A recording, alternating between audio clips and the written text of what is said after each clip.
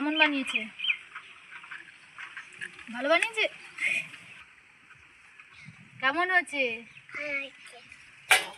দিদার মিষ্টিগুলো দেখুন কতটা সুন্দর হয়েছে আর কতটা বসেছে দেখুন সুন্দরভাবে। আপনারাও এরকমভাবে সহজ পদ্ধতিতে বাড়িতে মিষ্টি বানিয়ে রেখে দিতে পারেন। নমস্কার বন্ধুরা, নিমকি রান্নাতে সবাইকে স্বাগত। যা প্রচণ্ড গরম পড়েছে, দিদাকে সাথে নিয়ে চলে এসেছি। দিদা আজকে মিচড়ি বানিয়ে দেখাবে। আমি মিচড়ি বানাতে জানি না, তো দিদার কাছ থেকে আমি শিখে নেবো আর আপনাদের সঙ্গেও শেয়ার করবো যে কীভাবে মিচড়ি বানাতে হয়। আর আমরা তো সবাই জানি যে মিচড়ি খেলে আমাদের পেটটা ঠান্ডা হয়, শরীরও ঠান্ডা হয়। তো চলুন ভিডিওটা দেখতে থাকুন। আশা করি মিচড়ি রেসিপিটা আপনাদের ভালো লাগবে। আজকে যে পরিমাণ চিনি দিয়ে দিদা আজকে মিষ্টিটা বানাবে, এখানে দেখুন আমি একটা গামলাতে 500 গ্রাম চিনি নিয়ে নিয়েছি আর দিদা এদিকে উনুনটাকে জ্বালিয়ে নিচ্ছে। 500 গ্রাম চিনি দিয়ে প্রায় অনেকটাই মিষ্টি হবে দিদা বলল।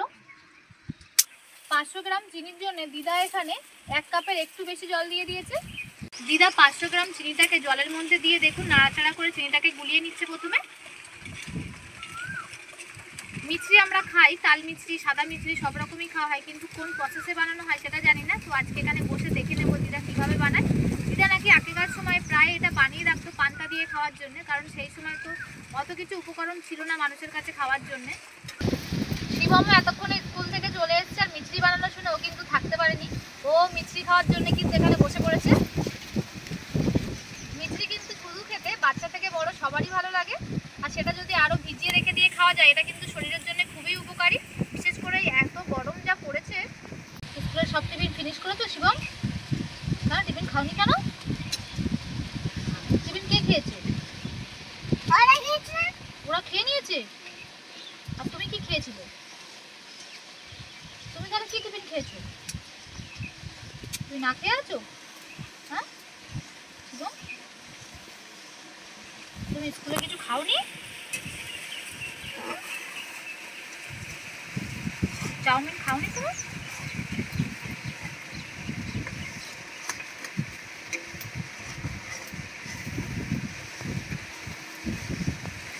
চিনিটাকে পাক দিয়ে দিতে দেখুন চিনির রংটা কিন্তু হালকা একটু লালচে চলে এসছে।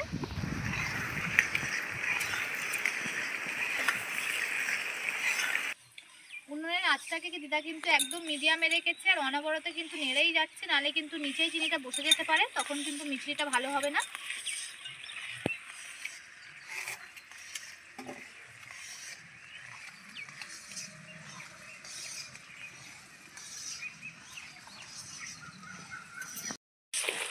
দেখুন মিষ্টি বানানোর জন্য দিদার পাকটা রেডি হয়ে গেছে। আর দেখুন কতটা সুন্দর এখানে গাঁজাগুলো উঠছে, কতটা মোটাও হয়ে গেছে কিন্তু জাল দিয়ে দিয়ে।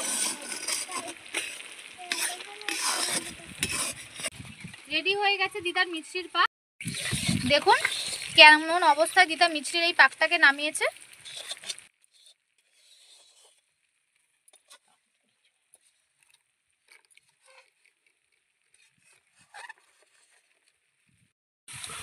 দেখুন এখন কিন্তু প্রচণ্ড গরমের ভিতর থেকে কিন্তু একটা আওয়াজ আসছে, এত গাঁজা এর ভিতরে ছিল, সেই গাঁজাগুলো থেকে যে বাষ্পগুলো বেরোচ্ছে তার আওয়াজ আসছে, খুব গরম। আর দেখুন এর মধ্যে কতটা পরিমাণে শক্ত হয়ে গেছে। মিছরি কিন্তু যেমন কড়মড় করে আওয়াজ হয় যেমন শক্ত, ঠিক তেমনই শক্ত হয়ে গেছে। এখনো পুরোপুরি ঠান্ডা হয়নি, গরম আছে, কিন্তু দেখুন গামলা থেকে ছেড়ে চলে আসছে। দিদা এবার ওটাকে বের করে নিচ্ছে। তখনকার দিনে কিন্তু দিদারা এইভাবে চিনি দিয়ে মিষ্টি বানিয়ে রেখে দিত, যেটা পান্তা দিয়েও খেত, এমনি শুধুও কিন্তু খেত। এবার দিদা এটাকে ভাঙবে মিষ্টির মতো করে। শক্ত শক্ত হচ্ছে না দিদা?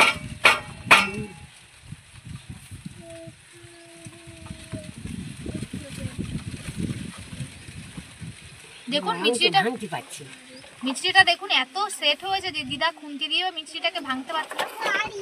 থালায় ঠুকবো। এতটাই মিষ্টিটা ভালো সেট হয়েছে যে খুন্তি দিয়েও দিদা কোনোভাবে কিছু করতে পারলো না। এখানে আমি নোড়া নিয়ে চলে এসেছি, নোড়া দিয়ে আমি ভেঙে নেব। অবস্থাটা দেখুন মিষ্টিটার কতটা সুন্দর হয়েছে।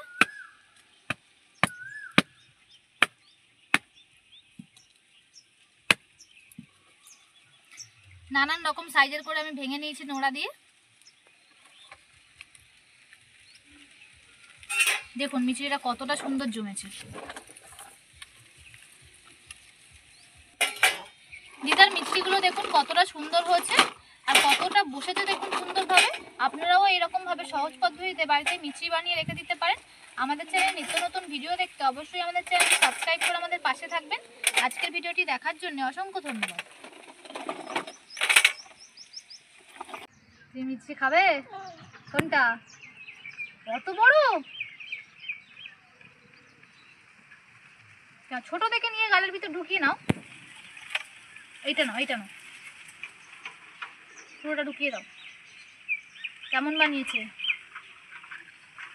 ভালো বানিয়েছে?